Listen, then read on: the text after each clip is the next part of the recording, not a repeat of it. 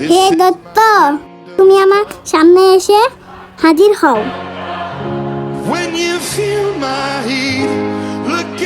বলো, আমি তোমার কি উপকার করতে পারি? 2026 ইলেকশনে কি হতে চলেছে? 2026 ইলেকশন নিয়ে আমি তোমাকে একটা কথা বলতে চাই।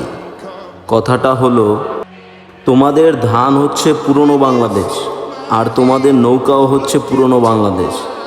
আর তোমরা যদি নতুন বাংলাদেশ চাও, তাহলে তোমাদের নতুন কোনো পথ বেছে নিতে হবে। এর বেশি কিছু আমি আর বলতে চাই না। আমি একটা দৈত্য, আমি কারো পক্ষ হয়ে কথা বলতে চাই না। আমি তোমাদেরকে একটা আগাম আভাস দিতে চাই, এবং আগাম আভাস দিতে এসেছি। তোমরা তা বুঝে নিতে হবে। দৈত্য, আরো কিছু জানতে চাই, কিছু বলো দৈত্য। তোমাদের ধান হচ্ছে পুরনো বাংলাদেশ, তোমাদের নৌকা হচ্ছে পুরনো বাংলাদেশ।